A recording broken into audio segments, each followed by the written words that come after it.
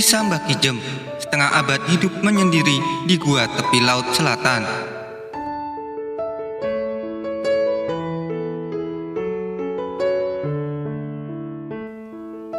Dalam hidup, terkadang manusia merasa sendiri.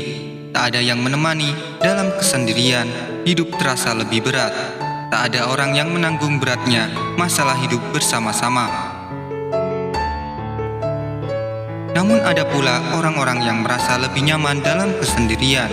Mereka sengaja menjauh hingar-bingar kehidupan manusia yang penuh tipu daya, lalu menjalani kehidupan sendiri di tempat terpencil. Itulah yang dilakukan Mbah Kijem. Dia tinggal menetap di Gua Langse sejak tahun 1968.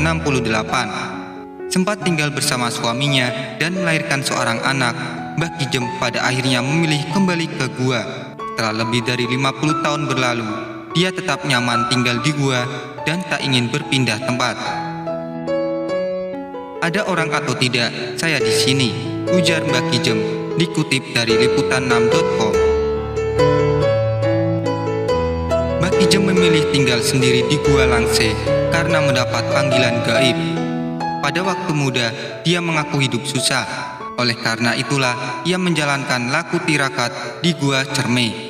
Di sana dia minta doa agar diberikan pekerjaan. Setelah 4 bulan sejak tirakat, Mbah Kijem yang waktu itu masih berumur 19 tahun mendapat petunjuk. Seorang laki-laki mendekati Mbah Kijem. Dia menyarankan Mbah Kijem untuk pergi ke Gua Langse. Laki-laki tua itu bilang, "Kamu itu sebenarnya enggak di sini. Kamu itu tempatnya di Gua Langse." Kira-kira 2 langkah sampai di bawah pohon cempaka, orang itu menghilang, ungkap Mbah Kijem dikutip dari YouTube Otto Ferdinand. Di Gua Langse, Mbah Kijem tinggal bersama anjingnya yang bernama Bambang. Setiap harinya atau dalam 3 hari sekali, dia melintasi sebuah jalan sempit tebing yang curam untuk mencari kayu bakar yang akan dia gunakan untuk bahan bakar memasak. Jalan yang dilalui Mbah Kijem untuk mencapai atas tebing cukup terjal dan berbahaya. Selain sempit, jalan itu berbatasan langsung dengan jurang yang di bawahnya membentang Samudra Hindia dengan ombaknya yang ganas. Bagi Mbah Kijem, aktivitas fisik itu ia lakukan sebagai penghilang stres. Soalnya, kalau hanya berdiam diri terus di gua, pikirannya akan menerawang kemana-mana. Gua Langse merupakan tempat semedi atau laku tirakat. Biasanya banyak pengunjung yang sengaja datang ke tempat ini untuk melakukan aktivitas tersebut. Sesekali ia juga pergi ke pasar. Hal tersebut ia lakukan saat persediaan makanan di tempatnya mulai menipis. Keperluan yang ia beli di pasar itu, ia angkut sendiri dengan keranjang kepala ke Gua Langse. Untuk membeli keperluan sehari-harinya itu, Mbah Kijem mengaku menggunakan uang yang diberikan para pengunjung gua.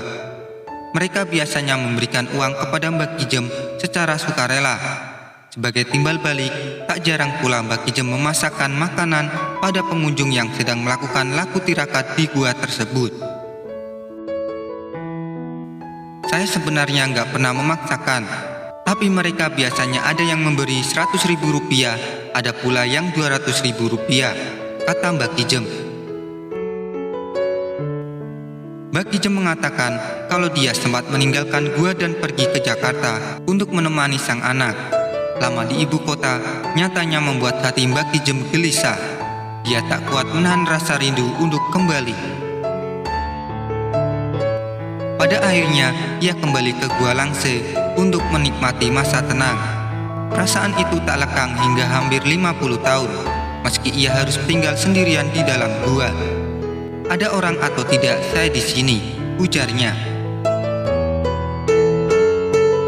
Dilansir dari liputan6.com, keputusan Mbah Kijem untuk hidup menyendiri sempat membuat warga setempat bertanya-tanya. Bahkan sempat muncul dugaan bahwa dia mengalami gangguan jiwa. Namun rupanya, pilihan hidup menyendiri itu tak ada kaitannya dengan gangguan psikologis. Hal ini terlihat dari sikap Mbah Kijem yang tetap berinteraksi dan berkomunikasi dengan orang lain.